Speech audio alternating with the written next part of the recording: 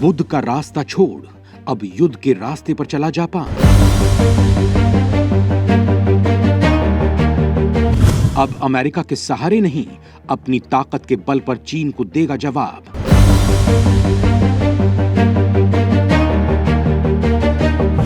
भारत की तर्ज पर अब जापान बनेगा हथियारों के क्षेत्र में आत्मनिर्भर।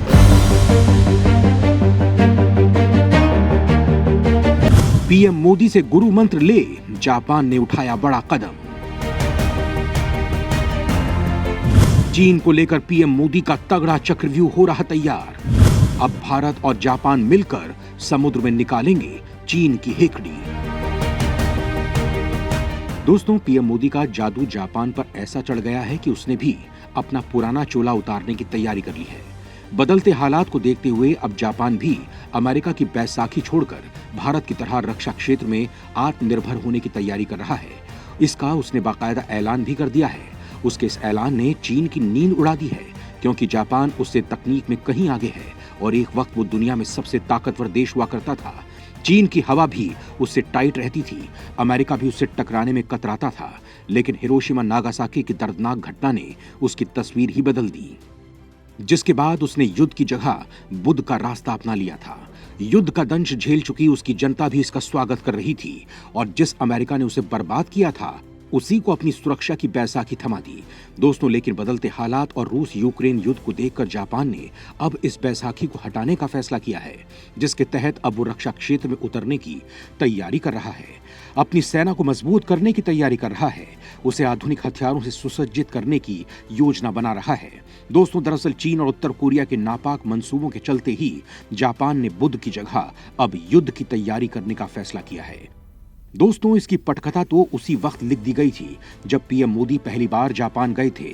तभी उन्होंने जापान को गुरु मंत्र दे दिया था, जिसके बाद से दोनों की ट्यूनिंग गजब हो गई थी।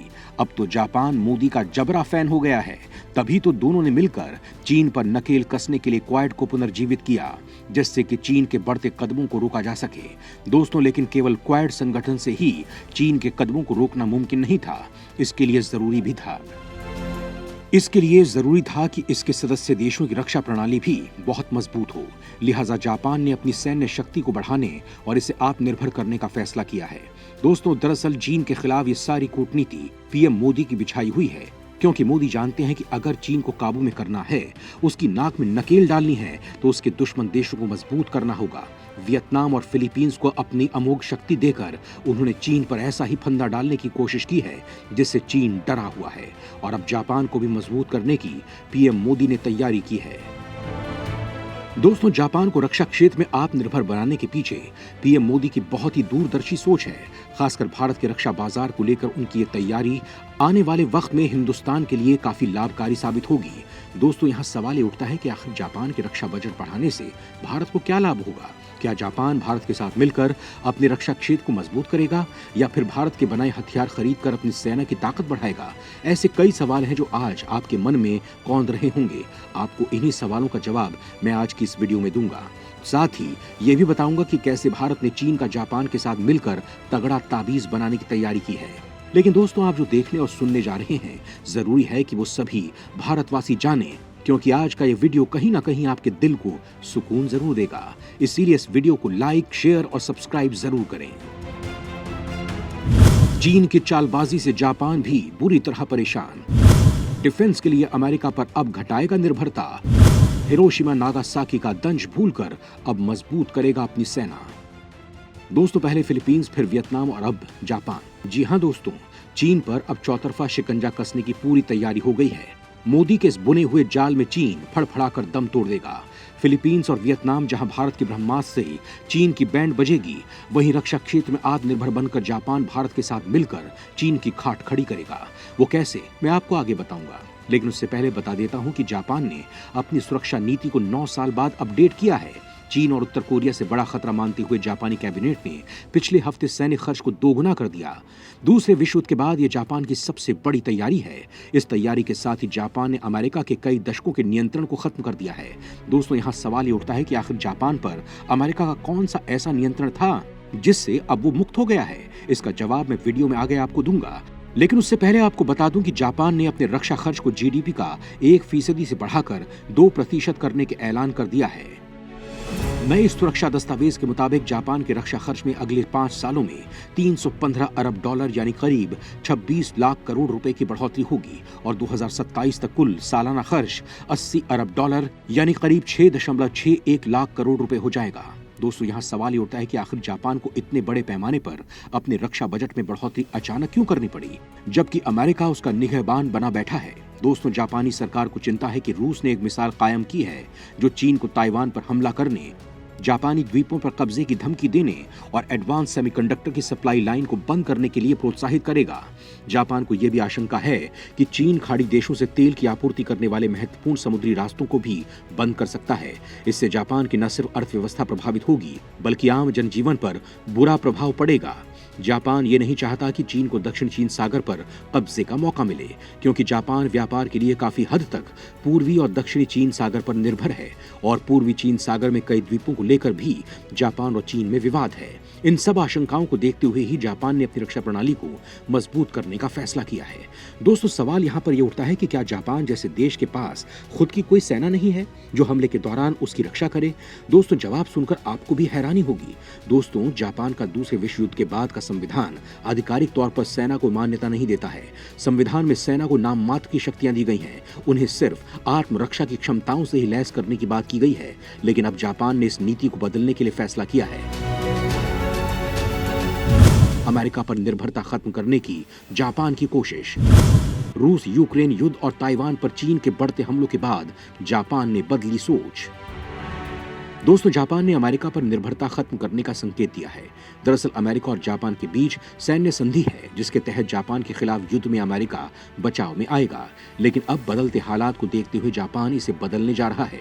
जापान के पीएम फुमियो किशिदा का कहना है कि पड़ोसी देश और क्षेत्र में ताकत से एक तरफा यथास्थिति को बदलने का रुझान देखा जा रहा है। जापान इतिहास के नए दौर में है, जिस कारण अब सैन्य तैयारियों की जरूरत है। दोस्तों, यहाँ आपको बता दूं कि जापान के लोग कई दशकों तक सैनिक ताकत बढ़ाने के विचार का विरोध करते रहे हैं, लेकिन यूक्रेन पर रूस के हमले और ताइवान पर चीन के हमलावर तेवर के बीच हाल के चुनावों में देश के आधे से ज्यादा लोगों ने रक्षा तैयारियों का समर्थन किया है, रक्षा तैयारियों को समर्थन दिया है। ऐसे में जापान का यह कदम उनके संविधान में बड़े बदलाव की ओर इशारा भी करता है। दोस्तों, अपनी पंचवर्षीय योजना और संशोधित राष्ट्रीय सुरक्षा रणनीति में जापानी सरकार ने कहा है कि ये स्पेयर पार्ट्स और अन्य गोला बारूद का स्टॉक रखेगी, सेना की सप्लाई लाइन को मजबूत किया जाएगा और साइबर वॉरफेयर की क्षमताएं विकसित की जाएंगी। दोस्तों, जापान हथियार प्रणाली के लिए पूरी तरह तैयार होने तक अमेरिका से 1000 मिसाइलें हासिल कर रहा है, जिससे वो ताइवान के पास द्वीप समूह की किलाबंदी कर रहा है। जापान की मिसाइल रोधी प्रणाली पर निवेश की भी योजना है, जिससे चीन और उत्तर कोरिया की मिसाइल हमलों को रोका जा सके। जापान इटली और ब्रिटेन के साथ मिलकर अगली पीढ़ी के लड़ाकू विमान भी बनाएगा। यही नहीं, जापान के प्रधानमंत्री ने रणनीति में अमेरिका और दूसरे समान विचारधारा वाले देशों के साथ अधिक नजदीकी संबंध स्थापित करने पर जोर दिया है। इसमें दो राय नहीं कि जापान का इशारा भारत की तरफ है, क्योंकि जापान भारत को आज अपना सबसे अच्छा दोस्त मानता है, उसके ऊपर भरोसा करता है, उसके साथ कदम से कदम मिलाकर चलना चाहता है। दोस्तों, जापान ने कदम ऐसे ही नहीं उठा लिया है, इसके पीछे मोदी की सीख है, जिसे जापान ने आत्मसात करने की कोशिश की है। मोदी के पद चिन्हों पर चलने की तैयारी में जापान के रक्षा क्षेत्र में उतरने से भारत को भी लाभ। भारत को जापान के जरिए मिल सकता है बड़ा रक्षा बाजार। दोस्तों, अपने संविधान में संशोधन कर रक्षा क्षेत्र में व्यापक बदलाव करने जा रहे जापान के लिए मोदी एक मिसाल थे, जिन्होंने रक्षा क्षेत्र में भारत की दूसरे देशों पर निर्भरता को खत्म करना शुरू कर दिया है और आज भारत में ही बड़े बड़े रक्षा उपकरण बनाए जा रहे हैं, हथियारों का निर्माण किया जा रहा है। दोस्तों, हालांकि भारत और जापान की स्थिति थोड़ी जुदा है, क्योंकि भारत के पास अपनी मजबूत सेना है जबकि जापान के पास नहीं है, लेकिन दोनों का दुश्मन एक ही है और वो है चीन, जिसने दोनों को सीमा पर परेशान करके रखा हुआ है। लिहाजा दोनों ने अब अपनी सैन्य ताकत को मजबूत करके चीन की टांग तोड़ने का फैसला किया है। दोस्तों, जापान का यह कदम भारत के लिए भी काफी लाभकारी हो सकता है, क्योंकि अगर जापान अपने रक्षा बजट को बढ़ाकर दूसरे देशों से हथियार खरीदता है तो भारत भी उसके लिए एक बाजार हो सकता है। वो भारत से आधुनिक मिसाइल ब्रह्मोस या फिर उसके तेजस विमान को लेकर डील कर सकता है, क्योंकि भारत निर्मित ये दोनों हथियार आज पूरी दुनिया में तहलका मचा रहे हैं, अपने नाम का झंडा गाड़ रहे हैं। यही नहीं, भारत जापान के साथ मिलकर उन्नत किस्म के हथियार बना सकता है, क्योंकि टेक्नोलॉजी के मामले में आज भी जापान का कोई काट नहीं है। लिहाजा अगर दोनों देश मिलकर कोई रक्षा उपकरण बनाएंगे तो ये भारत भारत के लिहाज से भी काफी लाभकारी होगा। मतलब कुल मिलाकर कहा जाए तो जापान के साथ रिश्तों को मजबूत करना मोदी की दूरदर्शी सोच को दर्शाता है, जिसके परिणाम आने वाले वक्त में हमें दिखाई देंगे। जय हिंद, जय भारत।